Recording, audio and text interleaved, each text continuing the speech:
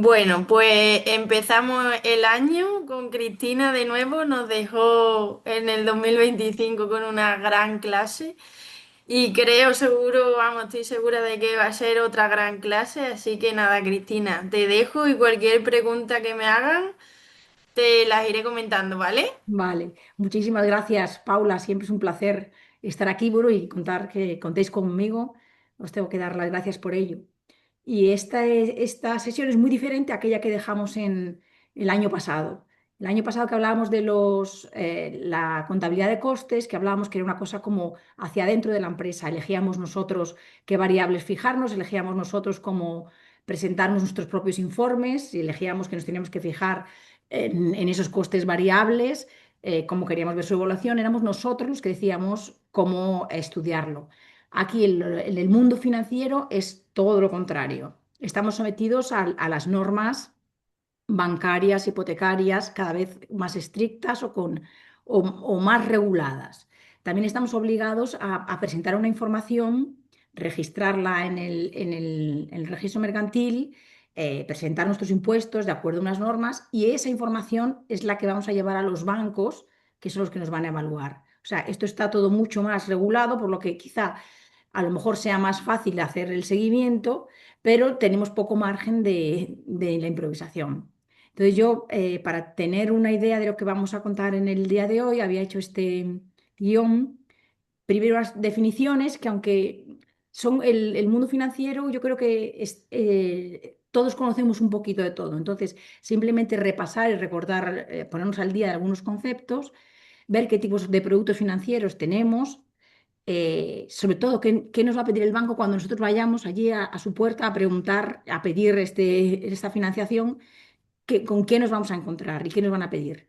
Y por último, de estos tipos de productos financieros que vamos a ver en nuestro recorrido, en nuestra vida de la óptica, cuáles son los que nos vamos a encontrar. Para terminar, quería hacer un pequeñito resumen solo del otro lado del mostrador.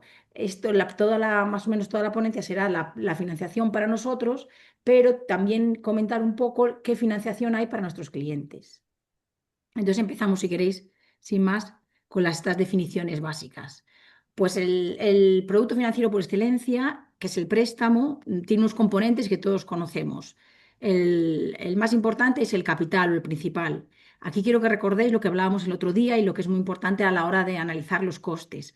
La devolución en sí del principal, del capital que me han prestado, nunca es un gasto. El gasto o el coste de ese préstamo es esa parte de la cuota son los intereses. Y esa parte de la cuota que son los intereses en préstamos a largo plazo, su evolución va cambiando. Primeras cuotas pagamos muchos intereses y las del final pagamos mucho principal. Esto para que tengáis en cuenta a la hora de cancelar o no un préstamo, reducir el préstamo por importe o por tiempo. ¿Qué es a lo que vamos? Los tiempos. ¿Qué plazos tienen los préstamos? Pues en los préstamos tenemos toda variedad que queramos. Desde los 3 meses que hay nuevos préstamos hasta los 30 años, que son las hipotecas, que es el préstamo por largo plazo por excelencia. ¿Y qué nos pueden pedir? Garantías y avales. Los avales estuvieron un tiempo que no podíamos acudir a un banco sin llevar un avalista detrás. Hasta en casos de hipotecas, que la hipoteca es el préstamo con la garantía por excelencia, que es el inmueble que se pone, nos pedían avalistas externos también. Creo que esto ha evolucionado un poco, se ha reducido un poco y lo más importante es que tenéis que tener en cuenta es que mm, toda la parte de impuestos que conllevaba todas esas garantías y avales, antes el gasto lo asumía nosotros como prestatarios y hoy en día es el prestamista el que lo asume. Otro peso importante a tener en cuenta al pedir un préstamo, las comisiones. Tenemos comisiones de apertura, comisiones de amortización parcial o total, comisión de subrogación del préstamo, comisión de innovación, comisión de reclamación de posición deudora. De todo eso, lo que hay que tener claro es que aparte de lo que firmemos, para que nos cobren una comisión en un banco, tiene que habernos prestado ese servicio por el que nos cobra la comisión. Esto ya lo dijo el Banco de España en numerosas ocasiones y ya ha salido en varias sentencias del Tribunal Supremo. Así que ese tipo de comisión por reclamación de posición deudora en la que ni nadie nos ha reclamado nada, ni ha existido un servicio, ni nada, podemos reclamarlo al banco porque no corresponde. Del resto de comisiones, pues la ley se ha preocupado también de limitarlas bastante, sobre todo la ley hipotecaria. Esos de las comisiones de amortización anticipada están, depende del tipo, si sea una hipoteca a tipo fijo o a tipo variable, pues están limitadas entre el 0,25 y el 0,50% si es una cancelación parcial y en hasta el 2% es una cancelación total. O sea, ya no puede cobrar el banco lo que quiera, sino que hay una ley hipotecaria que ha limitado estas comisiones. Lo mismo que la comisión de subrogación. La comisión de subrogación, si sabéis, es cuando cambiamos de hipoteca, que antes estábamos con el Santander y ahora nos hace una oferta Unicaja, y entonces hacemos esa subrogación de la hipoteca. Pues esas también las han limitado a los gastos que el banco le pueda suponer este cambio. No puede cobrar ya lo que quiera. Y lo mismo que la comisión por novación. Si cambio lo que hemos dicho antes, el plazo de la hipoteca, por ejemplo, lo reduzco el tiempo de duración de la hipoteca, pues no me pueden cobrar más de un 0,1% del capital pendiente de amortizar. Y por último, el otro con un gran componente del préstamo, por no hablar del principal y el que nos trata de cabeza, es el tipo de interés. El tipo de interés, pues tenemos el tipo de interés nominal, que es aquel que acordamos, que es el que nos van a calcular la hipoteca, que aparece en todas las siglas TIN, el TIN, que antes teníamos fijo variable, lo entendíamos todo muy bien, pero es que ahora resulta también, ahora hay también el mixto. Podemos tener hipotecas en las que el primer periodo de tiempo es fijo y a partir del quinto año cambia variable. Entonces ya tenemos ahí una mezcla de tipos. Entonces, ¿qué hacemos ante esa mezcla de tipos, de plazos, de condiciones? Pues mirar la TAE, la tasa anual equivalente, que es el indicador financiero que nos va a decir exactamente el coste total del préstamo o la rentabilidad total de esa inversión, porque incluye no solo el tipo de interés, sino que incluye las comisiones, tiene en cuenta los plazos, nos incluye también cualquier tipo de otro gasto que nos obligue o que hayamos firmado en ese contrato de préstamo a asumir y así nos permite realizar una comparación de préstamos con diferentes cualidades. También a la hora de ver el tipo de interés tenemos que tener en cuenta las cláusulas suelo. Acordaos que antiguamente había préstamos en los que decía, bueno, el tipo de interés es variable, pero no podrá ser nunca inferior al 2% ni superior al 18%. O sea, una cosa totalmente desequilibrada. Ese tiempo también se pasó el de las cláusulas suelo ajustadas y desproporcionadas, ajustadas por abajo y desproporcionadas por arriba. No creo ya que quede ya casi ninguna hipoteca con cláusula suelo. Y luego la otra gran estrella que nos presentan los bancos cuando nos ofrecen un préstamo son los bonificadores. Esos bonificadores que te rebajan un 0,1, un 0,20, un 0,10 según contrates determinadas cosas. Seguros de vida, la alarma, dejes una tarjeta con determinados gastos. Aquí lo único que quisiera destacaros es que no nos ceguemos por conseguir esos bonificadores. Vayamos, como siempre, a hacer simulaciones y a comparar realmente unas cosas con otras. El Banco de España tiene un simulador de TAE, que es la tasa anual equivalente que os comentaba antes. Y ahí podemos ver que puede que el efecto de contratar un seguro no sea tan beneficioso por bajarnos ese 0,10. Aquí tenemos un ejemplo de una hipoteca de 350.000 euros, a ver si veo así lo veis, ¿no? 350.000 euros de capital a 20 años. Y entonces la apertura, los gastos primeros son 8.000 euros. Y me dice el banco, bueno, yo te doy, si te gastas este seguro 100.000 euros, de 100 euros al mes, y este otro seguro de 120 euros al mes, pues te dejo el tipo de interés en 3,10, ¿no? 220 euros de gastos al mes en esos seguros y me queda un 3,10 de interés nominal. Pues la TAE, que hemos hecho esa tasa que nos permite comparar los préstamos y que nos permite evaluar diferentes préstamos de diferentes condiciones, dice que el coste de este préstamo es un 4,6679. Vale, pues vámonos ahora a si yo decido que en lugar de gastarme esos 220 euros que me piden, pues el seguro ese de 120 euros lo tengo yo más barato o no me lo voy a hacer la alarma porque la tengo por mi cuñado que me cuesta la mitad de la mitad y vamos a ver cómo cambiaría el seguro, este préstamo, si en lugar de 220 me quedo con 120 euros de gastos mensuales de vinculación con el banco y pierdo ese 0,10. En lugar de 3,10, el interés nominal pasa al 3,20. Pues resulta que es más barato este préstamo, un 4,2. Del dato anterior que teníamos, que era un 4,6, casi un 4,7, quitándome ese gasto mensual, que a lo mejor es que no lo necesito, se queda en un 4,2.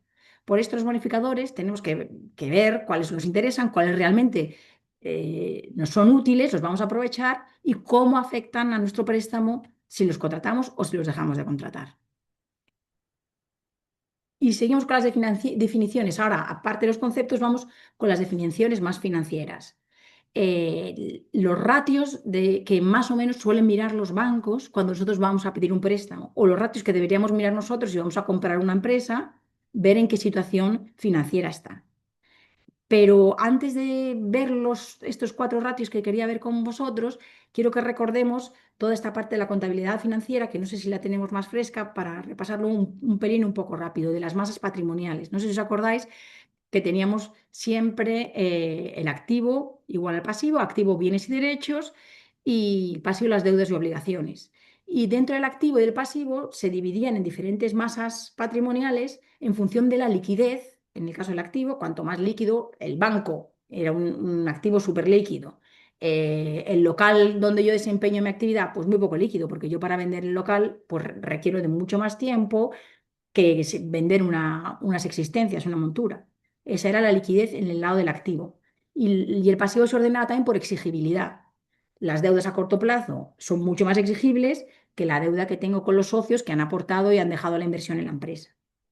Entonces, financieramente hablando y teniendo en cuenta esto en la cabeza, esta distribución del balance de situación sería una situación de máxima estabilidad. La empresa con una capitalización total, todos los fondos de los socios, todo lo que pusieron los socios, ha servido para financiar tanto el inmovilizado, nuestras máquinas, nuestro local, toda la inversión, como el activo circulante, lo que tenemos, que hemos dicho antes, la liquidez, los demás, más liquidez. Esta situación es la de máxima estabilidad, pero obviamente se da muy poco en la vida. La situación más normal es esta. Nuestras deudas y obligaciones son con los socios, la aportación que han hecho los socios, y tengo una deuda a largo plazo, que puede ser la hipoteca o puede ser una maquinaria que he comprado a largo plazo, y una deuda a corto plazo con mis proveedores, por ejemplo. ¿Y como que se financia con esto? El inmovilizado y el activo circulante, ese que es más liquidable. Y este activo circulante es superior al exigible a corto plazo. Esta es la situación normal y la que le encanta a los bancos para cuando te van a prestar dinero. Pero ¿qué puede ocurrir? Que este activo circulante, lo que decíamos, lo que se convierte en dinero rápidamente, las existencias, el dinero en banco, la caja, sea menor al exigible a corto plazo, a nuestra deuda a corto plazo. En este caso, estamos próximos a una situación de suspensión de pagos. Esto ya a los bancos ya le empieza a preocupar y ya si vas con un balance así presentado, pues ya tienes que empezar a dar explicaciones. Y la situación en la que no le gusta ni a los bancos, ni a Hacienda, ni a nadie es cuando los fondos propios son negativos. Es decir, mi deuda a largo plazo y a corto plazo con entidades terceras supera a mis bienes, a mi inmovilizado y a mi activo circulante. ¿Vale? Entonces, teniendo en cuenta esta situación y estas masas patrimoniales, quedaos con este cuadro en la cabeza, vamos a ver esos ratios que hablábamos antes de endeudamiento. El primero es el de endeudamiento, que es lo que es la proporción que hay entre el exigible total y el pasivo total. Es decir, el exigible total es nuestra deuda con terceros a largo y corto plazo con el pasivo total. Si esa proporción es menor al 60%, perfecto. Si es mayor, ya empieza a preocuparse el banco. Luego tenemos el ratio de la calidad de la deuda, la proporción de la deuda a corto plazo sobre la deuda total. La deuda a corto plazo no suele ser de buena calidad para los bancos. También tendríamos el ratio de liquidez, que es la división entre el activo circulante y el exigible a corto plazo. Tiene que estar por encima del 1,7 y 1,9. Lo que hemos dicho aquí antes, el activo circulante sobre el exigible a corto plazo. Hemos dicho que esta situación era ideal, que esté por encima. Esta situación ya es una situación algo crítica. Estaríamos en la situación que se define como suspensión de pagos. Y luego otro ratio que tenemos es el de los plazos de pago y los plazos de cobro. En nuestro sector, el ratio de los plazos de cobro realmente ni se fija en los bancos, está totalmente saneado. No tardamos en cobrar lo suficiente para que sea preocupante para el banco. Y respecto al ratio de los plazos de pago, sí que lo miran los bancos, pero también, como os decía antes, estamos tan constreñidos por la norma que ahora estamos en esa ley de periodo de pago que no puede superar los 60 días. pues deberíamos intentar ajustarnos a esos 60 días porque ya están trasladando ese requerimiento que nosotros informamos, recordarlo, al registro mercantil, lo informamos a Hacienda eh, todos los años a presentar las cuentas anuales y ese numerito lo están utilizando para conceder o no subvenciones. Por eso tener mucho cuidado con nuestro ratio de plazos de pago. ¿Vale? Y vamos a ver un ejemplo de estos ratios para entender cómo nos ven los bancos a nosotros. El endeudamiento que hemos dicho, el exigible total, la deuda que tenemos con terceros sobre toda nuestra deuda. Tiene que ser menos del 60%. Vamos a ver un ejemplo con tres empresas y cómo funcionan diferente tres empresas con diferente deuda. Tenemos esas tres empresas que tienen el mismo activo de 400 euros, pero, o unidades, 400.000 euros, o como queréis valorarlo, pero se han financiado de forma diferente. La empresa, todo con capitales propios. Era el ejemplo primero que veíamos del balance, totalmente capitalizada. Todo el dinero de los socios está invertido, ha financiado el activo de la empresa. La empresa B es una situación mitad y mitad. La mitad fondos propios y la mitad de deuda. Y la empresa C, al contrario, está totalmente endeudada. Los socios pusieron 1 euro y el resto para financiar esos 400 euros lo han pedido a terceros. El riesgo de esta entidad a los vaivenes que pueda haber del tipo de interés, a la incertidumbre, la independencia financiera es nula. Pero, ¿qué pasa ante esta situación de deuda y estos ratios? Vamos a ver qué pasa con la rentabilidad, compararlo con la rentabilidad. Supongamos que las tres empresas dan el mismo beneficio antes de impuestos, de intereses e impuestos.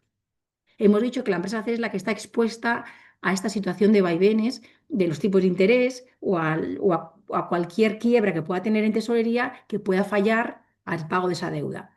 Si suponemos que el gasto es un 20% de la deuda, la empresa A no tendrá gastos de intereses, los gastos financieros. La empresa B tendrá un 40 porque tenía solo un endeudamiento de 200 y la empresa C tendrá 79,80 que es el endeudamiento sobre 399. Entonces, el resultado antes de impuestos es este que viene aquí. Y si aplicamos un impuesto de sociedades normal del 25%, el resultado, el beneficio neto, sería este que vemos aquí. Entonces, la rentabilidad de haber puesto 1 euro que han puesto los socios de esta empresa C y llevarse 3,9 veces, la rentabilidad es altísima. Ahora bien, el riesgo es mucho más alto. Entonces, este es el equilibrio que hay que buscar entre las dos posiciones. Es decir, hemos dicho que para una rentabilidad, el capital menor y una inversión menor que me dé un resultado mayor es lo que, vamos, lo que más interesa. Aquí la rentabilidad es un 0,16, aquí en la empresa ve un 0,17 y en nuestro caso 3,90 veces la inversión. Pero ¿qué ocurre? El ratio de endeudamiento en la primera era el 0, en la empresa B era el 50%, si recordáis, era la mitad y mitad, y en la empresa C un endeudamiento del 99,75%. Es que esto es insostenible por el riesgo que supone estar tan expuesto a la deuda de terceros.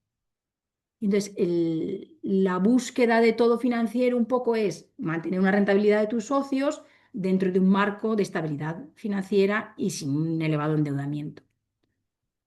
Vamos a ver ahora el ratio de liquidez, ese otro que hemos dicho que tenía que estar por encima del 1,7 y 1,9 que cubría nuestro activo circulante, cubría la deuda a corto plazo.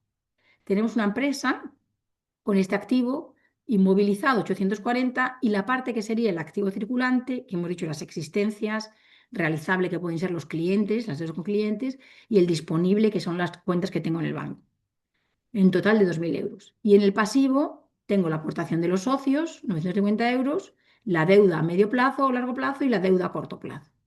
Entonces, necesitaría saber cuál es la liquidez de esta empresa. Pues simplemente tomo el activo circulante, que hemos dicho que son estos tres capítulos, estas tres partidas, 750, 350 y 110, que suman 1.160, y la divido entre este exigible a corto plazo. Realmente está cubierto este exigible a corto plazo con un 2,57. Sería una situación bastante saneada. Entonces, estos ratios de liquidez son los que se va a fijar los bancos cuando vayamos a presentar nuestras cuentas y a pedir financiación. Pero ¿qué tipos de financiación tenemos? ¿Qué le vamos a poder pedir al banco? Pues vamos a ver. La empresa se puede financiar por 4 vías principalmente. La primera es la aportación de los socios. Lo que hemos dicho, yo voy a abrir un negocio y cuento con mi dinero o que convenzo a alguien para que meta un dinero. Ese dinero se va a quedar en el fondo de la empresa y tengo que darle cierta rentabilidad. La otra forma de financiarnos es la autofinanciación. A medida que voy teniendo beneficios en mi empresa, utilizo ese beneficio, ese remanente, y lo invierto para comprar una CT nueva, para reformar la óptica o cualquier otro tipo de inversión que vea necesaria. Otro tipo de financiación externa son las subvenciones. Es totalmente más incierta porque no sabes ni cuándo llegan, ni cómo llegan, ni en qué momento, pero es una fuente de financiación de las empresas a un coste cero. Y por último, la deuda, ir al sector, a las entidades bancarias o a una financiación ajena y pedir dinero prestado. Pero antes de nada, a la parte principal, que es la de la deuda, quería pararme en la aportación de los socios y hablar de los dos términos principales, dos conceptos financieros por excelencia, que como no los tengamos aquí claro, no habría servido de nada el seminario. Los dos conceptos principales por excelencia que oiréis hablar siempre son el valor actual neto y la tasa interna de retorno. El valor actual neto es muy sencillo. Es el valor actual de una inversión menos el coste de esa inversión. Y diréis, bueno, ¿y qué es el valor actual? Pues un ejemplo muy rápido que hemos puesto aquí. Si os digo, por ejemplo, yo que si me dais 100.000 euros ahora, os devuelvo dentro de un año 100.000 euros. No, no, no lo vais a hacer nunca. Dice, no, hombre, no. Yo si te doy un dinero ahora, quiero que en el futuro me des más dinero. Mi dinero de hoy, mi dinero, el valor actual del dinero es mayor que el valor actual de ese dinero en el futuro. Entonces dices, bueno, pues si te doy, si me das 100.000 y si te doy 110.000, ¿qué te parece? Entonces lo que habría que hacer es traerse esos 110.000, el valor actual de esos 110.000 dentro de un año. ¿Y cómo lo traigo? Pues, por ejemplo, puedo coger una referencia que son las letras de Tesoro a un año, que tiene un 2%. Y digo, ¿cuánto tendría yo que invertir para que al 2% me tenga dentro de un año 110.000 euros? Pues haciendo un sencillo cálculo hacia atrás, tenemos que si hoy invierto 107.000 euros, me van a dar un 2% dentro de un año 2.000 euros, tengo esos 110.000. Entonces digo, sí, perfecto, si yo te doy ahora 100.000, es una inversión muy buena porque las letras del tesoro tengo que meter 107.000 euros para obtener 110.000.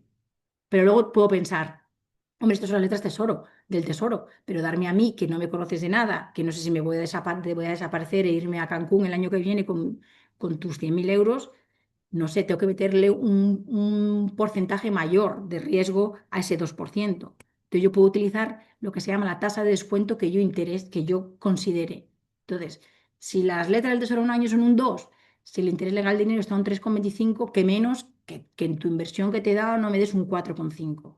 Entonces, ¿cuánto valen hoy esos 110.000 euros al 4,5%? Pues 105.000 euros. Este sería el valor actual de esta inversión. Esta fórmula con un flujo en un solo año es muy sencilla. En cuanto ya hay flujos de más de un año, simplemente yo cuando lo estudié tenéis que hacer una fórmula, pero hoy en día cualquier Excel o hasta una inteligencia artificial te lo calcula sin ningún problema. Entonces, pues entrar en la fórmula no lo veo lo más importante. Pero ¿para qué nos sirve el valor actual de una inversión, el valor actual al neto? Para comparar proyectos, por ejemplo, de forma muy sencilla. Tengo dos proyectos, tengo mis 200.000 euros aquí y no sé qué hacer, si montar una óptica o no sé si comprar un local y que me pague todos los meses el inquilino una renta. Entonces yo planteo los flujos de caja, ya no va a ser un flujo a un año, como hemos dicho, te doy 100 y me das 110.000, sino van a ser flujos a lo largo de varios años. Cojo, por ejemplo, 6 años. En la óptica, los primeros años no voy a cobrar nada, pero luego voy a tener unos beneficios que irán creciendo. El total de estos flujos puede sumar 255.000 euros. Sin embargo, si invierto en el local, pago ahora los 200.000 euros y desde el primer mes, y esto es un año, hasta el primer año, los 12 meses, voy a cobrar una renta fija. El sexto año quizá cobre un poquito menos porque tengo que reformar, porque he tenido que realizar determinados gastos y cobro 35.000. Entonces los flujos de este segundo año son 235.000 euros. Vale, en el proyecto número uno tengo 255.000 en total, pero en 6 años y 2 años sin cobrar nada. Y el proyecto número dos es más regular, pero claro, cobro menos en total, en valor bruto, pues no sé por qué decidirme. Pues si utilizo la fórmula del valor actual neto, que es el valor actual de todos estos flujos que hay aquí, y le resto la inversión inicial, podía obtener una comparación y ver que el valor actual neto en la óptica son 218.000 euros y el del proyecto local son 210.000. En los dos casos por encima de mi inversión. Cualquiera de los dos casos es interesante. pero parece ser que puedo obtener más rentabilidad con el proyecto de la óptica. ¿Y cu- cuál es la clave de este sistema de valoración de proyectos? El definir claramente estos flujos. Definir estos flujos para ver exactamente cuáles son los ingresos, el beneficio neto de cada año, detallar la posible inflación que puede haber con el transcurso de los años y realmente es una forma sencilla de comparar proyectos. ¿Y cuál es el otro concepto financiero que hay que saber además del valor actual neto? La tasa interna de retorno. La tasa interna de retorno es aquella que hace que nuestro valor actual neto, el que hablábamos antes, sea cero. Entonces, si nuestra tasa interna de retorno, que es cero, está por encima de lo que ofrece el mercado, nuestro proyecto tiene un valor actual neto positivo. Entonces sería muy interesante llevarlo a cabo. Ahora, si la tasa interior, la tasa interna de retorno, la TIR, está por debajo de los intereses que ofrece el mercado, mejor que me vaya a esos intereses que ofrece el mercado antes de realizar el proyecto que tengo en mente.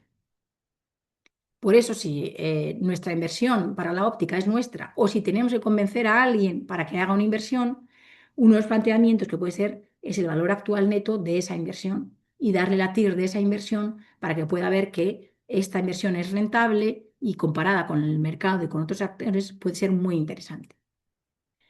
Ya si queréis entonces podemos pasar a, bueno, la TIR de nuestros dos proyectos, del proyecto de óptica y del proyecto de la invertir en local. La TIR del proyecto local está por encima, un 5,11%, y el del local es un 4,89%. En cualquier caso, si tú ahora te vas, yo te digo, a las letras del Tesoro o te vas a un banco a que te den una cuenta remunerada, parece que nuestros dos proyectos son bastante interesantes si queremos hacer cualquiera de ellos. Y entonces ya si queréis, vamos la clave de los productos financieros, la financiación ajena. ¿Qué financiación ajena hay?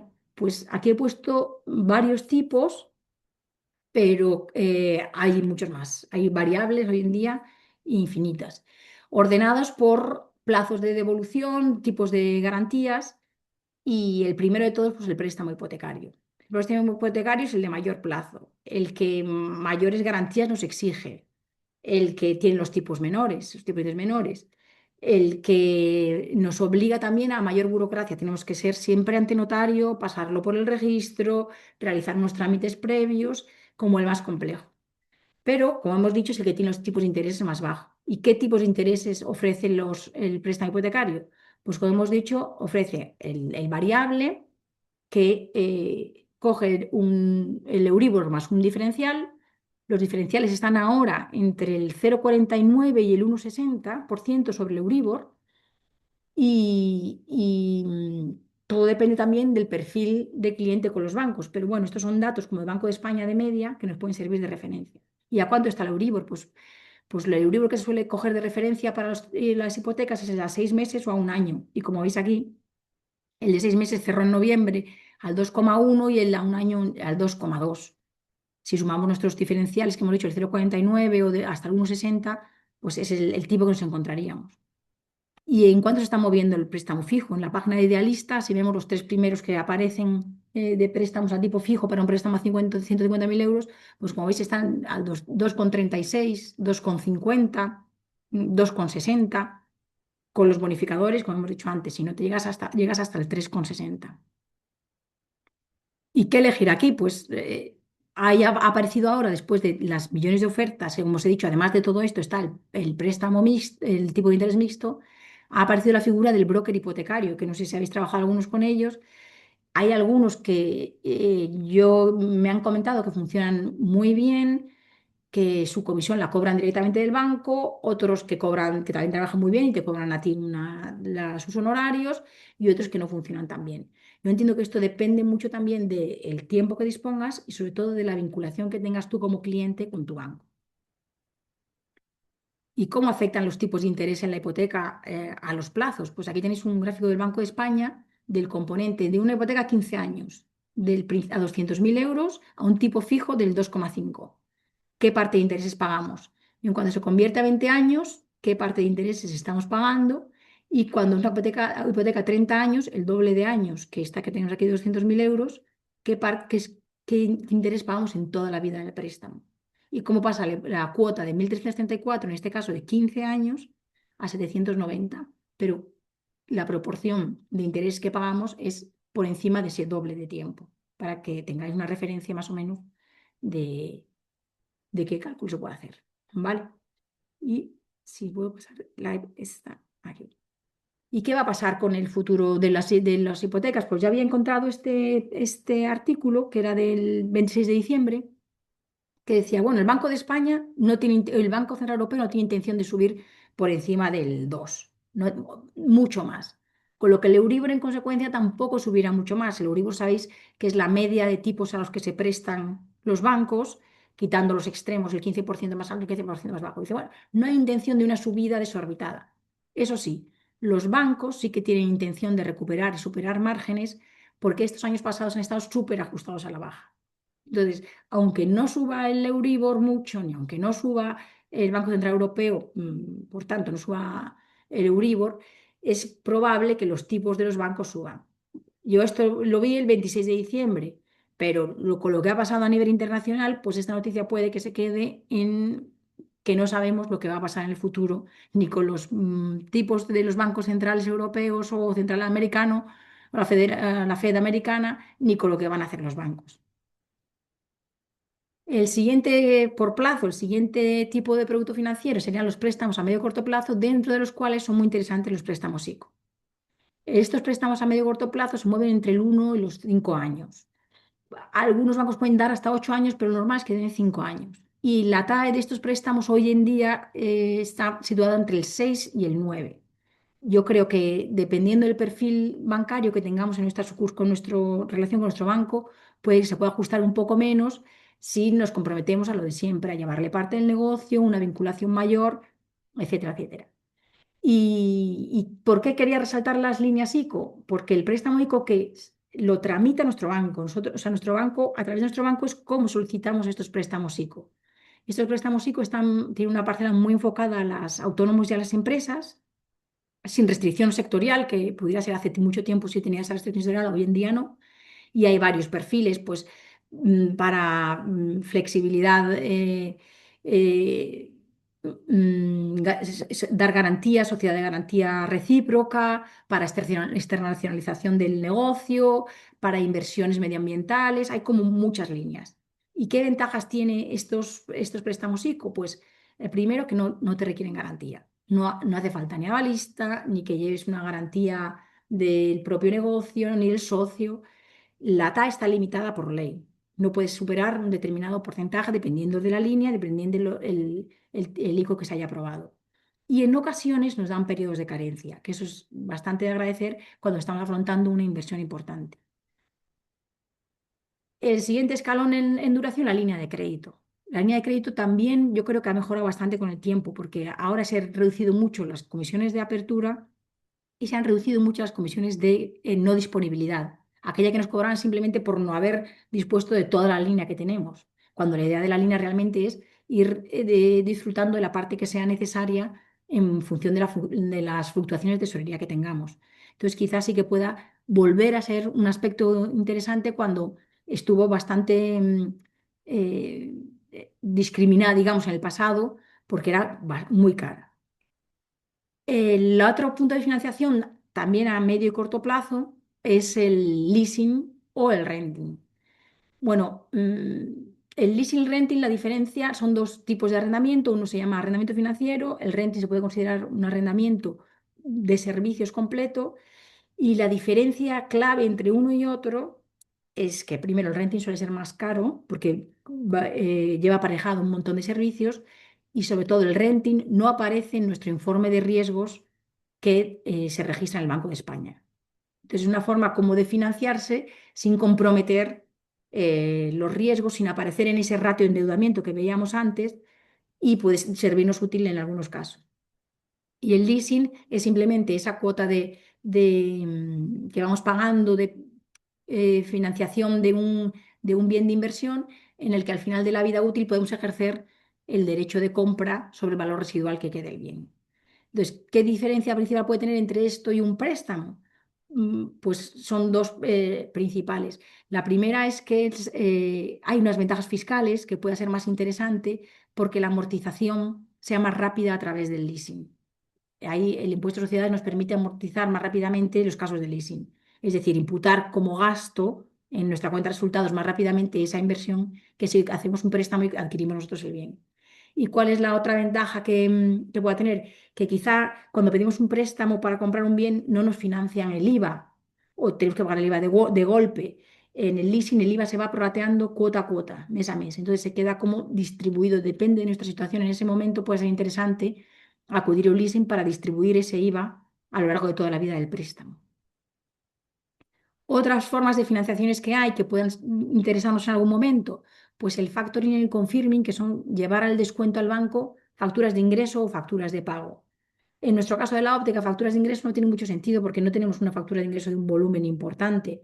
Entonces, sería que alguien, un cliente nuestro, algún proveedor que nos haya pagado algún tipo de rappel, nos ha dicho, vale, te hago la factura, pero no te la voy a pagar hasta dentro de 3 meses. Pues que nosotros vayamos al banco con esa factura, nos lo pagan anticipadamente y le pagamos un tipo de interés. Lo mismo al contrario es el confirming. Si yo tengo que pagar, he comprado, voy a abrir la empresa y la óptica y tengo que hacer una compra muy grande de monturas. Y el proveedor de monturas que ni me conoce me dice, mira, yo te la doy, pero me pagas a un mes. Yo puedo llevar esa factura al banco y negociar, decir, vale, tú dentro de un mes pagas a este proveedor, pero yo a ti banco te pago a lo largo de 4 meses a este tipo de interés. Otra faceta similar a esta, pero con los proveedores, es la financiación de los proveedores. Esto se hace muy frecuentemente, que para comprar un equipo para el gabinete, lleguemos a un acuerdo con el proveedor de forma de pago o incluso con un banco que tiene un acuerdo de financiación, que a veces incluso nos dice, no, no, el coste es sin intereses, era antiguamente. Tened en cuenta que como todo tiene costes en la vida, puede ser que ese coste que estemos pagando es el perder ese descuento pronto pago. Entonces, el gasto financiero de ese préstamo quizás sea ese descuento que estamos perdiendo por hacer esa financiación. Y por último, también podemos contar con la financiación de las administraciones. Cuando presento el IVA, cuando presento el impuesto de sociedades, cuando presento el impuesto sobre la renta, yo puedo pedir un aplazamiento a Hacienda. O cuando presento unos seguros sociales puedo pedir un aplazamiento para el pago de los mismos. Es más interesante los impuestos. El tipo que está dando ahora para aplazamientos la agencia tributaria es del 4,06. A veces podemos comparar qué nos están ofreciendo y si está por encima del 4,06, en lugar de financiarme con un crédito a corto plazo o con una póliza, le digo a Hacienda, mira, es que el próximo IVA te lo voy a pagar en 6 meses y puede que sea más interesante. Y ahora viene, ¿qué nos va a pedir el banco? Cuando yo vaya allí, le voy a pedir, mira, quiero un leasing, además quiero este préstamo, una póliza de crédito o quiero comprarme un local. Entonces, lo primero que nos va a pedir y que es un ejercicio que sería interesante ver es la CIRB, que se llama. La CIR es la Central de Información de Riesgos y CIRB es Central de Información de Riesgos del Banco de España. Allí, en esa central de información de riesgo, están registrados todos nuestro riesgo directo, es decir, los préstamos de los que somos titulares, las hipotecas, los créditos, y todo nuestro riesgo indirecto, es decir, aquellos préstamos a los que aparecemos como avalistas o que garantizamos cualquier cosa. Entonces, los bancos pueden ir allí al Banco de España y pedir ese informe de riesgos, pero no lo van a tener nunca detallado. Para tenerlo detallado, o lo facilitamos nosotros o tenemos que autorizarlo. Entonces, es un ejercicio bueno el descargarnos el gratuito en la página del Banco de España, te descargas tú y puedes analizar qué aparece en tu informe de riesgos y vas viendo lo que es. Y sobre todo es bueno porque si tú ves lo que es y vas al banco, que lo va a ver igual que tú, le puedes explicar antes qué es. Mira, pues esto aparezco avalista como aquí en este préstamo, porque este préstamo es el del local de mi negocio.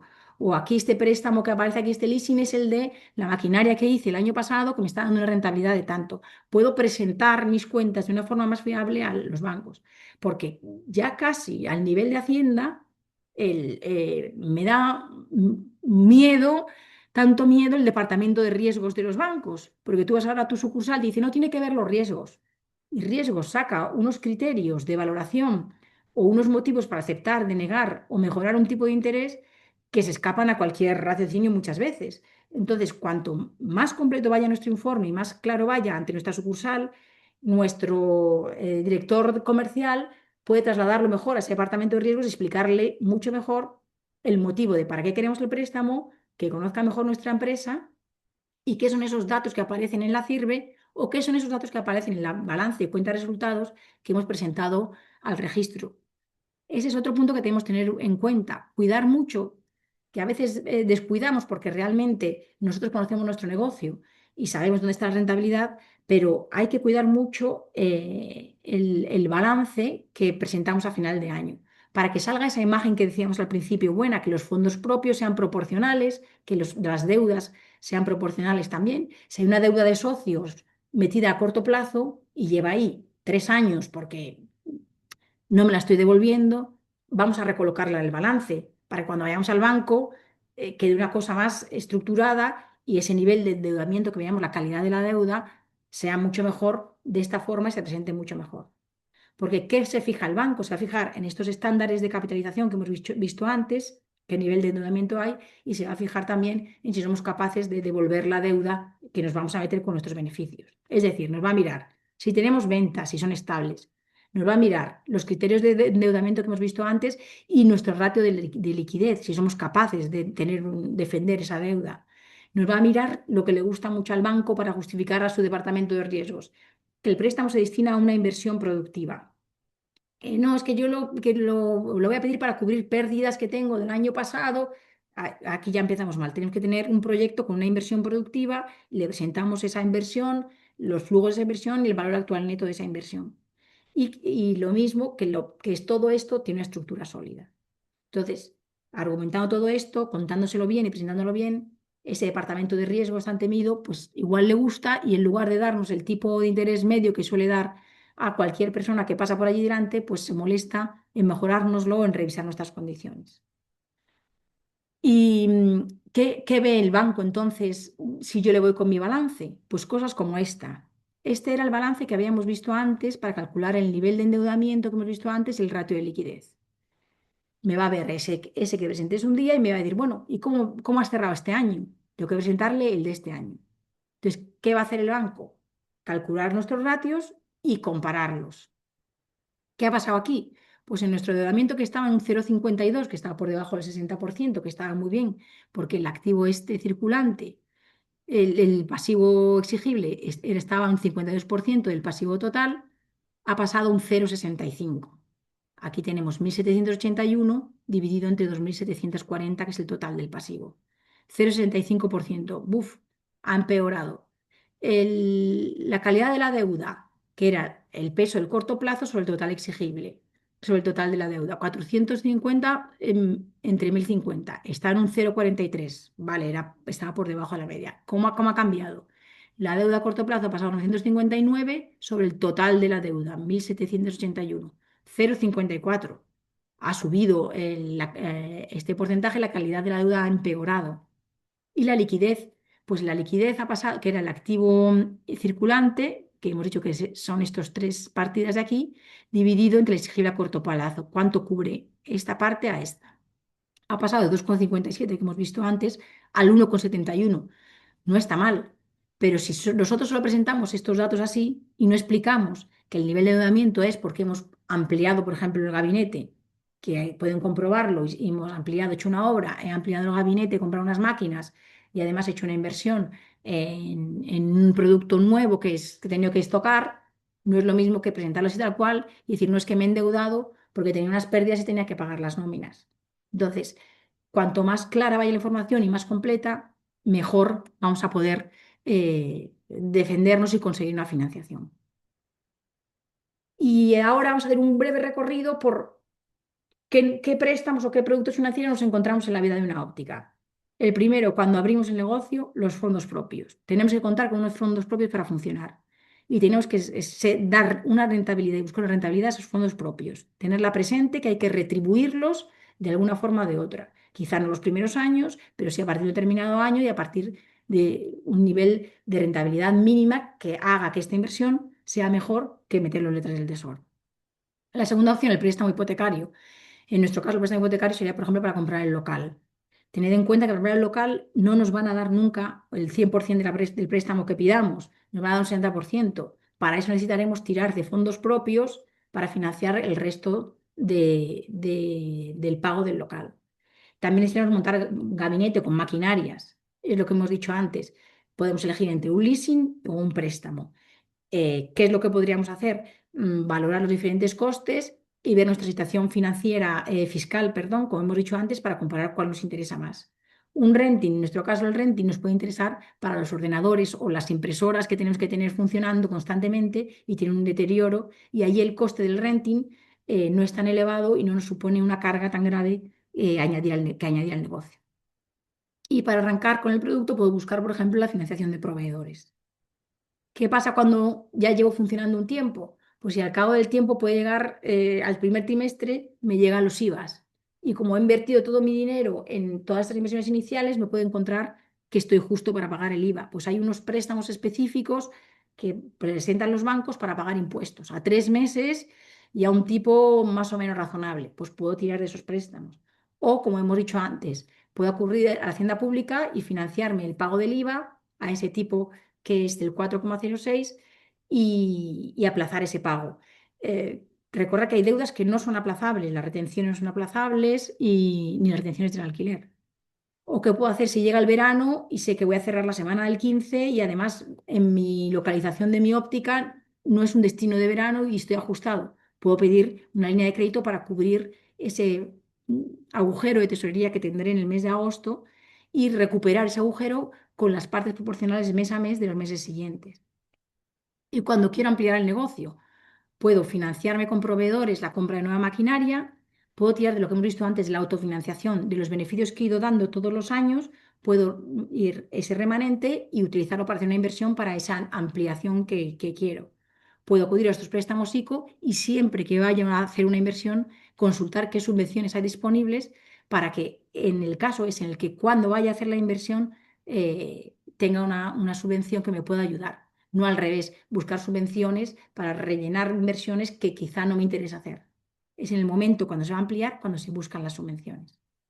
Y por último, lo que os comentaba, los productos financieros que podemos ofrecer a los clientes. Pues el ABC, el primero, la financiación propia, ofrecer al cliente el pago aplazado. ¿Qué ocurre con esto? El riesgo. El riesgo ya lo conocéis, el riesgo de que haya impagos, el riesgo de los gastos de devolución y el coste de los gastos de gestión.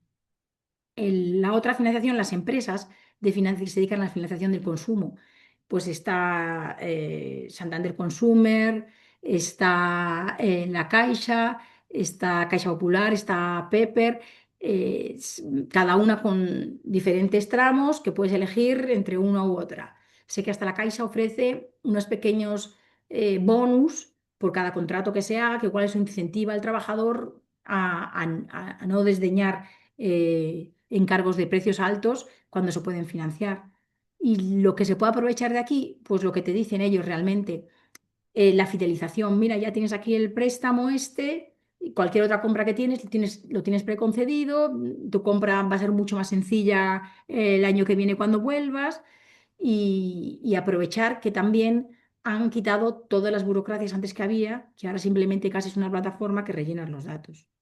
Y la otra forma que ha surgido ahora son los seguros de salud visual, que no sé si los habéis trabajado o no, y que son el pago de cuotas mensuales que te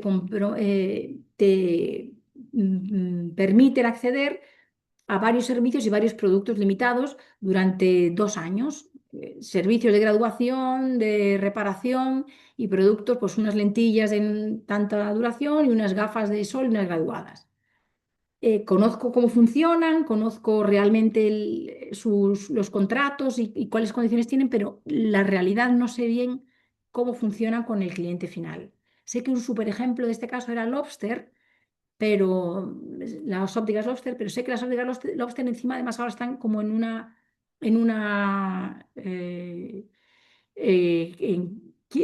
están en quiebra exactamente, un concurso de acreedores que no me salía, no hubo un concurso de acreedores, pero no creo que tenga que ver con esto. Entonces no sé exactamente cómo lo recibe la gente.